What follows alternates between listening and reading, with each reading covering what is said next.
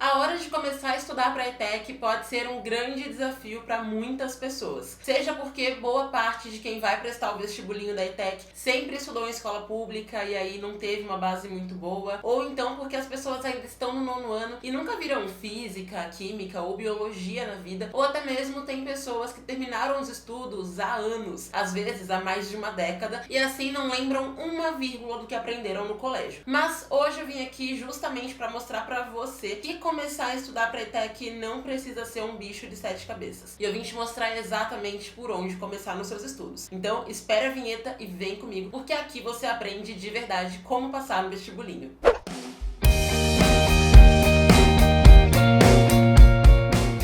Oi, vestibulindos, tudo bem com vocês? Eu espero que sim. Meu nome é Lilian Cruz, eu sou especialista no vestibulinho da ETEC e aqui na internet também conhecida como a fada dos vestibulindos, porque sempre que alguém quer saber sobre ETEC, seja sobre a prova em si, seja sobre as questões da prova, funcionamento da ETEC, matérias, enfim, eu sou a pessoa que elas procuram aqui no YouTube e em outras redes sociais também. E o nosso assunto de hoje é uma coisa que é muito importante para você que quer passar na ETEC, que quer garantir a tua vaga na ETEC, seja no ensino médio, no curso técnico, no EJA, enfim, em qualquer modalidade, que é o começo dos seus estudos na ETEC. Convenhamos, para que você dê o segundo passo, tem que dar o primeiro passo antes. Para chegar ao topo da escada, tem que passar pelo primeiro degrau. Então, o começo dos seus estudos para a prova da ETEC é uma coisa essencial, que muda o jogo completamente. Porque tem muitas pessoas que começam a estudar de um jeito completamente errado, elas não sabem o que estão fazendo, começam por um assunto que é nada a ver, ou então estudam tópicos que nem tem a ver com a prova da ETEC, enfim. Então, justamente por isso é importante que você anote, pega aí um papel e uma caneta, pode ser até um post-itzinho, pra você anotar algumas coisas que eu vou te falar ao longo desse vídeo, porque vai ser literalmente um passo a passo mesmo, pra que você consiga começar com o pé direito, sabe? Pra que você não cometa erros drásticos no começo dos seus estudos pra prova da ETEC, beleza? Bom, a primeira coisa que você tem que fazer para que você comece do jeito certo a estudar para a ETEC é saber exatamente o que você quer fazer na ETEC. E eu sei que isso parece meio clichê, afinal de contas, todo mundo quer estudar na ETEC, mas quando eu falo isso, eu quero dizer que você precisa entender qual modalidade você quer fazer na ETEC. Se você nem sabe direito o que é modalidade, se você não entende o funcionamento da ETEC, não se preocupa porque eu já fiz um vídeo sobre isso e vou deixar linkado aqui em cima nos cards para que você veja depois. Mas basicamente o que acontece é que a ETEC tem várias modalidades, ou seja, várias opções para cada tipo de pessoa, sabe? Então tem ensino médio, tem curso técnico, tem o EJA, que é educação para jovens e adultos, ou seja, o ensino médio para quem já tem mais de 18 anos e que por algum motivo parou os estudos. Tem também curso técnico à distância, curso técnico semipresencial, enfim, tem uma série de modalidades na ETEC. Só que existem 3 delas que são bem diferentonas e que têm provas diferentes. Então uma delas é a de vagas remanescentes do ensino médio, que basicamente é aquela prova que é feita para pessoas que já fizeram o primeiro ano do ensino médio em alguma escola, independentemente de ser uma ETEC ou não, e essa pessoa quer fazer o segundo ano do ensino médio na ETEC. Então tem uma prova própria para isso, para a pessoa entrar na ETEC direto no segundo ano. Tem também a prova de vagas remanescentes do segundo módulo do curso técnico, que é uma prova para quem quer entrar num curso técnico, mas já tem experiência naquela área e não quer começar desde o comecinho daquele curso. E tem a prova de cursos de especializações, que é a terceira prova diferentona, que basicamente é como se fosse um segundo curso que você vai fazer depois que você já tem uma formação técnica. Então é importante você saber qual modalidade que você quer, se é uma tradicional, ou seja, ensino médio, curso técnico EAD, curso técnico semipresencial, ensino médio integrado ao técnico, enfim, porque as tradicionais fazem a mesma prova. Agora, a de vagas remanescentes do técnico, vagas remanescentes do médio e especialização são provas diferentes. E aí, sabendo disso, você já sabe qual o primeiro passo que você vai ter que fazer então. Se vai ser direcionado para o conteúdo do ensino fundamental em si, que é o conteúdo cobrado na prova tradicional da ETEC, ou se vai ser um conteúdo específico. Porque a prova de especialização tem um conteúdo específico. A prova também de vagas remanescentes do técnico tem outro conteúdo específico. E as de vagas remanescentes do médio cobra só português e matemática do primeiro ano do médio. Então é importante saber isso para que você não acabe estudando o conteúdo errado, sabe?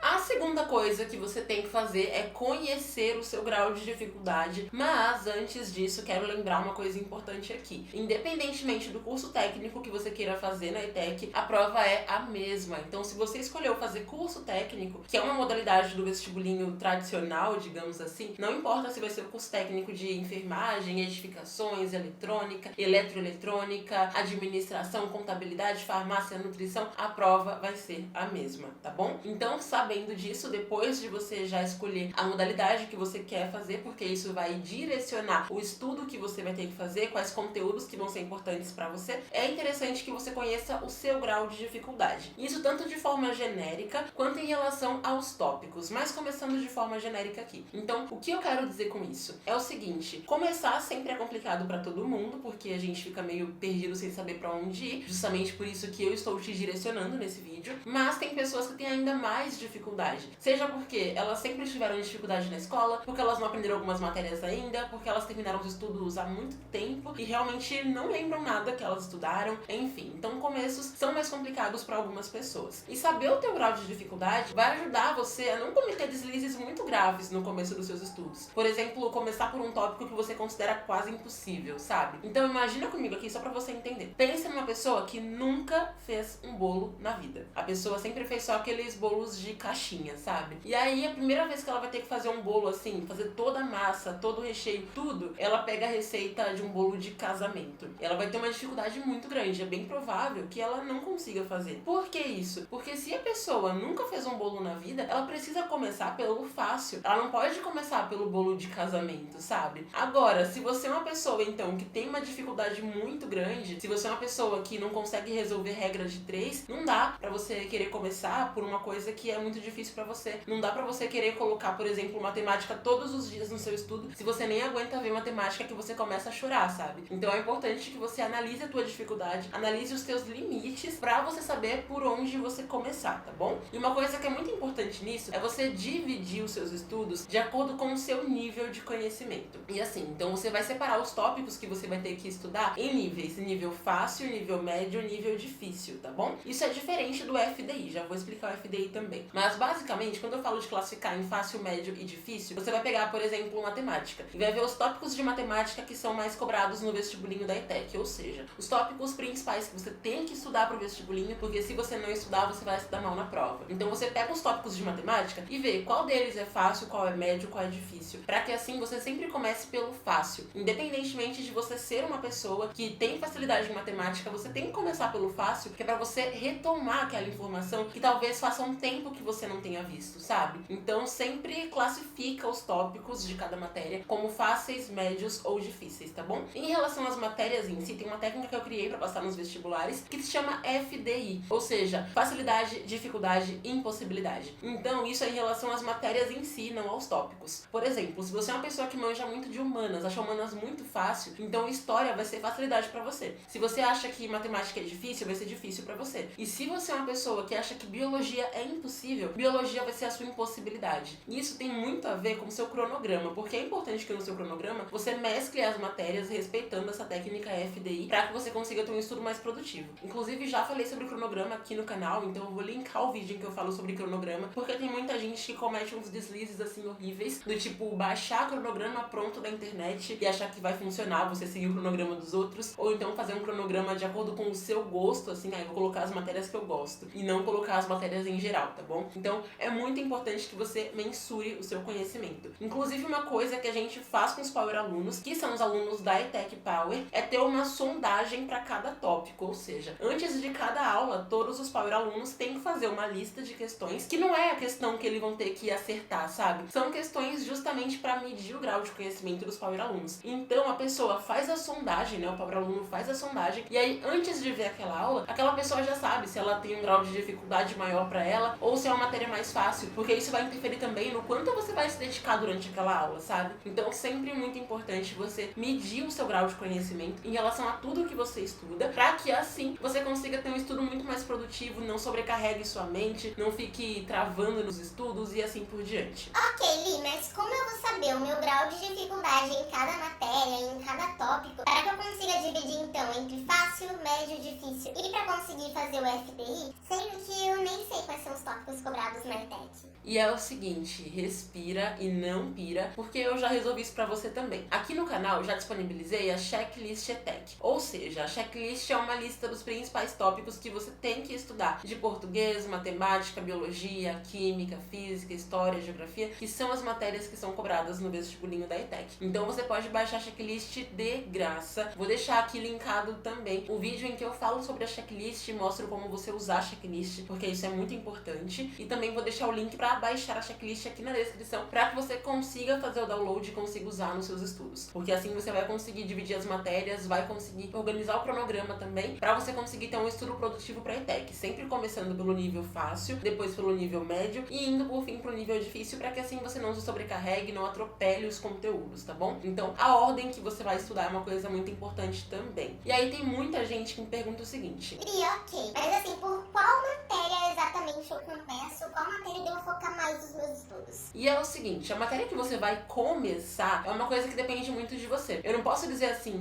começa por geografia, porque pode ser que geografia não seja o tópico que seja o mais viável para você começar. Por isso que eu falei para você nivelar então o que é facilidade para você, o que é dificuldade, o que é impossibilidade, para que assim você consiga organizar os seus estudos. Mas uma coisa eu te digo, tem uma coisa que você não pode deixar de estudar de jeito nenhum, porque é tão importante quanto todos os tópicos, é uma coisa que cai junto com tudo na ETEC, que é a interpretação de textos. Você vai pegar qualquer questão da ETEC, pode ser de matemática, de física, de geografia, e vai ter interpretação naquela questão, justamente porque a prova da ETEC é uma prova interpretativa. E é aí que entra mais uma coisa que você tem que fazer antes de você começar a estudar para a ETEC, que é você entender o perfil dessa prova, você entender o que essa prova quer de você, sabe? Então você analisar a prova da ETEC para você ver exatamente qual abordagem que ela tem, para você ver como cada assunto vai ser cobrado e assim por diante, para que assim você estude esses conteúdos do jeitinho que a prova te cobra, porque não adianta você baixar a checklist e caçar na internet em qualquer lugar, por exemplo, realismo, e aí você vai lá e estuda realismo com o ponto de vista do Enem e não da ETEC, porque assim você não vai conseguir ativar aquela informação, nem absorver aquela informação na verdade, do jeito que é adequado pro vestibulinho. Cada prova tem o próprio padrão, uma prova não é igual a outra, sabe? Então é importante que você estude com conteúdo direcionado pro vestibulinho da ETEC. Então, para você saber qual matéria você vai começar, você tem que fazer esse nivelamento para você ver então quais são os tópicos que são facilidades para você, quais são dificuldades, quais são impossibilidades, tá? E no vídeo de cronograma eu também ensino como você fazer isso, então corre lá para ver depois porque vai te ajudar demais.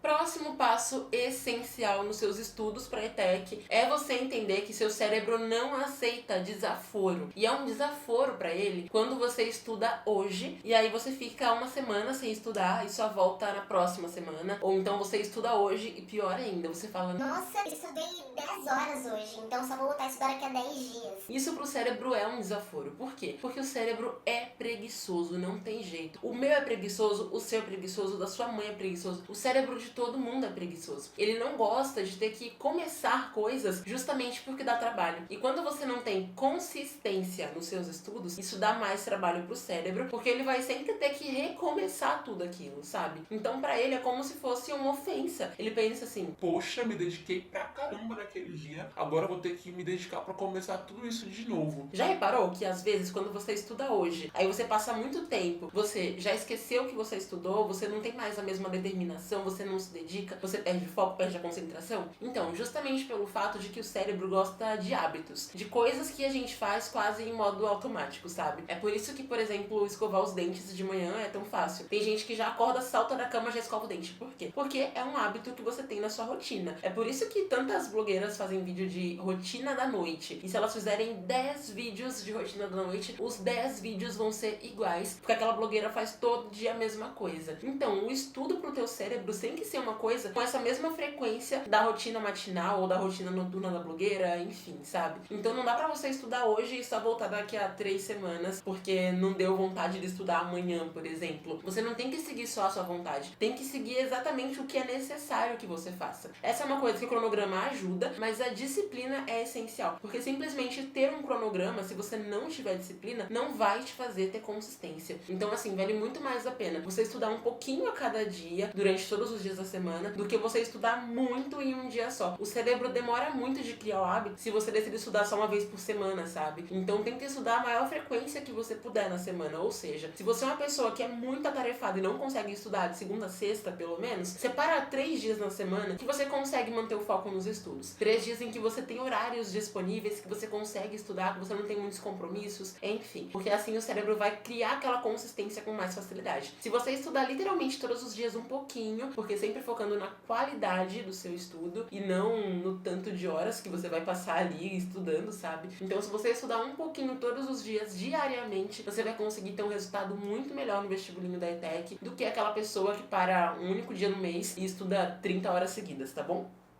Próximo ponto também muito relevante nos seus estudos para a ETEC, e essa é uma coisa que eu já falei no Instagram, já falei na maratona, já falei no Facebook, já falei no Telegram, já falei no blog, já falei em todos os lugares, inclusive aqui no canal, mas tem gente que ainda assim parece que entra por um ouvidinho e sai pelo outro, que é fazer o estudo ativo, o bendito do estudo ativo. Não adianta você estudar para a ETEC daquele jeitão preguiçoso que você estuda na escola. Não adianta você estudar para a ETEC achando que só fazer anotações vai funcionar, ou então achando que é só ver a videoaula e depois resolver questões que vai funcionar. Não vai. Você precisa fazer estudo ativo. O estudo ativo é o que vai proporcionar para o teu cérebro um aprendizado real daquilo, sabe? E não simplesmente absorver informações ali superficialmente e não lembrar depois. Então, se você não quer ter aquele momento de vixe, deu branco durante a prova, é essencial que você faça estudo ativo. E não é só estudo ativo na matéria que é difícil, é em todas as matérias. Tem muita gente que começa a estudar para ETEC e só se dedica nas matérias difíceis, deixa as fáceis em segundo plano. Gente, não dá pra ser assim, sabe? Imagina um jogador de futebol, por exemplo. Ele joga futebol muito bem, mas tão bem que ele para de treinar. E aí ele vai pros jogos sem treinar. Ele com certeza não vai conseguir ter um desempenho tão bom depois. Por quê? Porque o fato dele parar de treinar faz com que ele acabe esquecendo as táticas de jogo dele, faz com que ele acabe esquecendo como é que se comporta no campo e assim por diante. Não entendo de futebol, foi um exemplo que veio na cabeça, mas enfim, deu pra entender. Então, ainda que você ache, por exemplo, história muito fácil, é essencial que você estude história e que você faça estudo ativo pra história, sabe? Então eu vejo que algumas pessoas até começam certo, começam fazendo estudo ativo pra tudo, mas depois elas pensam: ah, tão facinho, eu nem vou fazer estudo ativo. Aí chega na prova, a pessoa acha que ela é um gênio de história, porque ela sempre achou fácil, tanto que ela parou de se dedicar. Aí chega lá e tem uma questão, por exemplo, de Era Vargas, e a pessoa fica tipo, vixe, me ferrei, porque eu não estudei isso direito, porque eu achei que era muito fácil. Então, mais um aprendizado aqui: nunca superestime o seu conhecimento. Não subestime também, não se ache o cocô da mosca do cocô do cavalo do bandido, mas também não ache que você é o bam,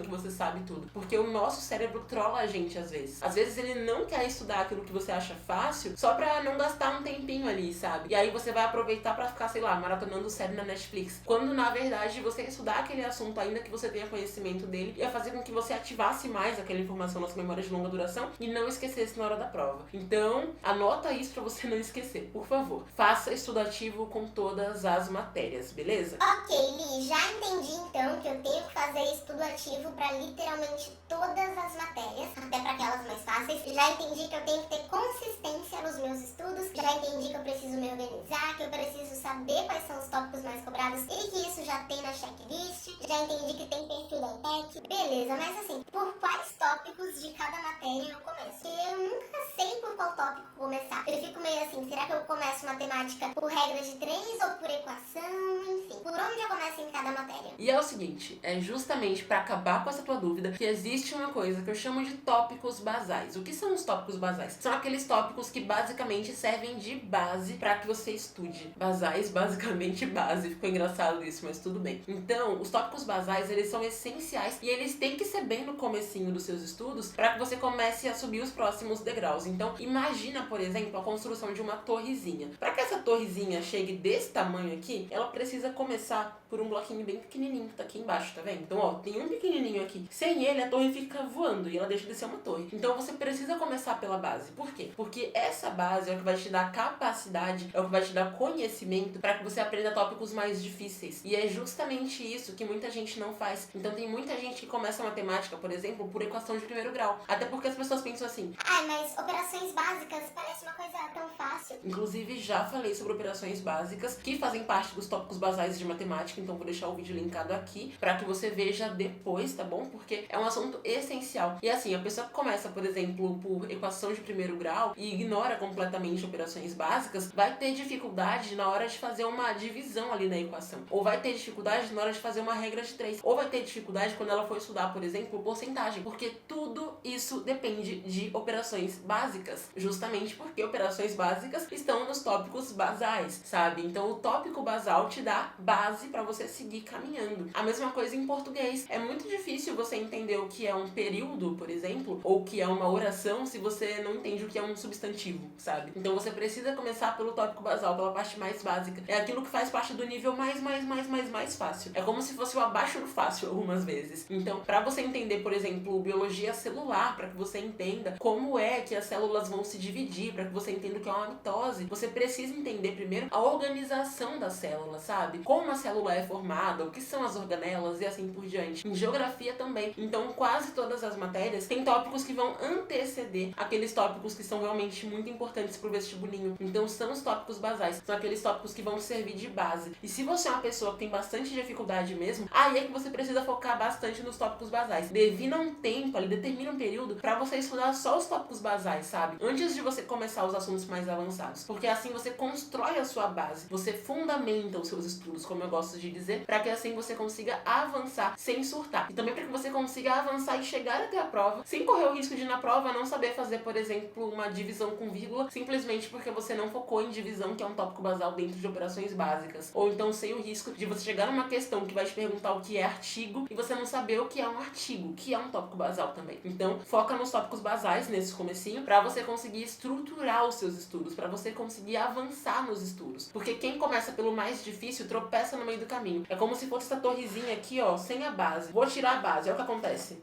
Cai tudo, tá vendo? Então, se você começa sem ter essa base, se você não fundamenta os seus estudos, principalmente se você nunca teve uma boa base na escola, se você tá muito tempo longe da escola, se você tá do 9º ano, enfim. Principalmente se você tem mais dificuldade, se você não tem tópicos basais ali, você tropeça, cai, detona tudo, não consegue passar na prova, tá bom? Por último, mas não menos importante, na verdade uma coisa muito importante e que acaba fazendo parte também do estudo ativo, é desde o começo dos seus estudos você praticar. Por que eu falo isso? Eu sei que parece óbvio para algumas pessoas, principalmente para quem já acompanha esse canal, mas o que acontece é que tem muita gente que pensa que no começo dos estudos não precisa praticar. E aí as pessoas vão estudando, acham que estão arrasando, fazem resumos lindos, maravilhosos, dignos de Pinterest ou de Studygram, e aí quando chega faltando um mês pra prova, a pessoa pensa: agora é um bom momento pra começar a fazer alguns exercícios. Só que a pessoa, pelo fato de não ter praticado ao longo dos estudos, não conseguiu perceber uma série de coisas. Por exemplo, não conseguiu perceber que tinha um tópico que era muito fácil pra ela e que ela poderia ter se dedicado um pouquinho menos pra dar mais atenção pra outros. Ou então a pessoa não percebe que tinha um tópico que era muito difícil e que ela não se dedicou o suficiente. Ou ela não percebe que ela estudou de um jeito um assunto, mas ele é cobrado de um jeito um pouquinho diferente, ou que a prova exige um pouquinho mais de contexto, de interpretação, enfim, sabe? Então várias coisas acontecem quando você não pratica. Sem contar o fato de que quando você não pratica, o teu cérebro inconscientemente acha que aquele assunto é menos importante do que o assunto que você praticou. E aí se você não pratica de assunto nenhum, ele acha que nenhum deles é tão importante assim. Ainda que você faça um estudo ativo, ainda que você faça bons resumos, enfim, sabe? Então é muito importante que desde o comecinho, desde o primeiro tópico que você vai estudar, desde os tópicos basais, você pratique depois dos estudos. E não deixa pra praticar muito tempo depois. Tem gente que faz assim: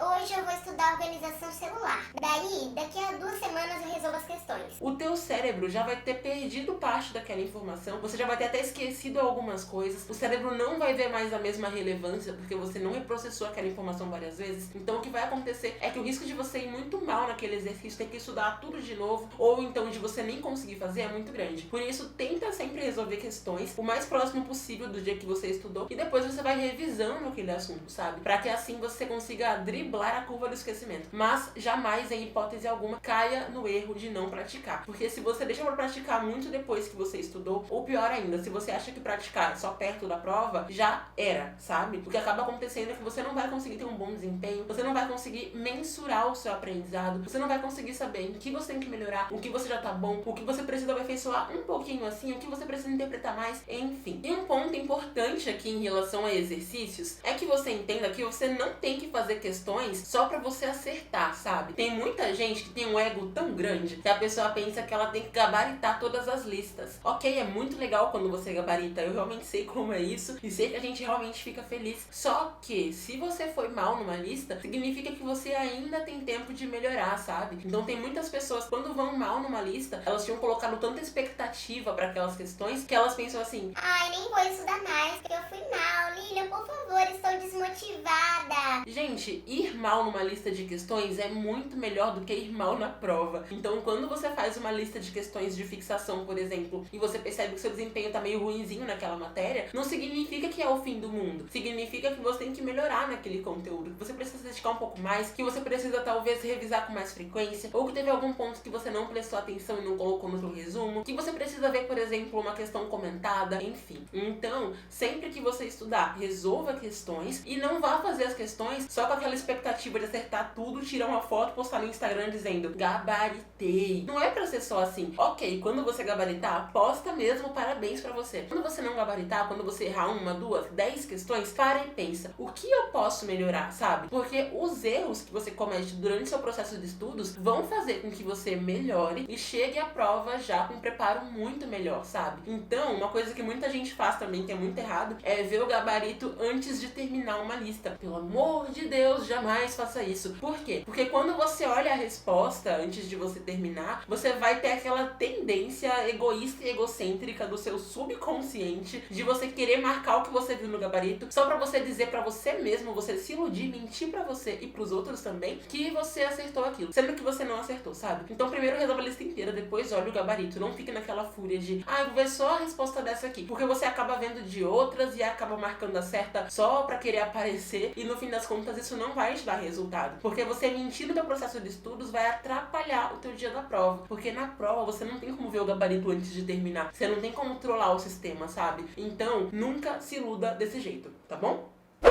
Bom, e depois de tudo isso, então, você certamente já sabe por onde começar a estudar para a prova da ETEC. Como eu te ensinei aqui, existem alguns passos que são importantes e você tem que colocar todos eles em prática para que você consiga ter um bom desempenho no vestibulinho da ETEC. Afinal, minha missão aqui é ajudar você a passar. Só que pegar o que eu falei aqui e não colocar em prática não vai trazer resultado. Você tem que fazer a sua parte. Ponto final. Então não adianta entrar por um ouvido e sair pelo outro, não adianta você terminar o vídeo, comentar, nossa, que massa, e não colocar em prática, tá? Então eu quero que você se comprometa aqui comigo. Comenta aí pra mim, vou começar certinho. Por que isso? Pra que você se comprometa publicamente com outras pessoas que também vão ver esse vídeo e você se dedique a começar do jeito certo pra prova da ETEC, pelo menos o começo, vai? Pra que assim você consiga guiar direito a sua trajetória de estudos, tá bom? Porque eu não quero ver você depois chorando a morte da bezerra e dizendo, nossa, Lilian, deveria ter te ouvido, mas eu não coloquei em prática e agora deu no que deu. Então coloque em prática pra você conquistar a tua aprovação. E é o seguinte, se você gostou desse vídeo, já clica em gostei pra mostrar pra mim que vídeos de estratégia, técnica de estudos é uma coisa importante pra você. Também se inscreve aqui no canal no botãozinho de inscrever-se. É um botãozinho vermelho que quando você se inscreve, automaticamente você vai começar a receber notificações quando os vídeos novos saírem aqui no canal e não vai correr risco de perder algum conteúdo essencial pro vestibulinho da ETEC, belezinha? E claro, além disso, me siga no meu Instagram, que é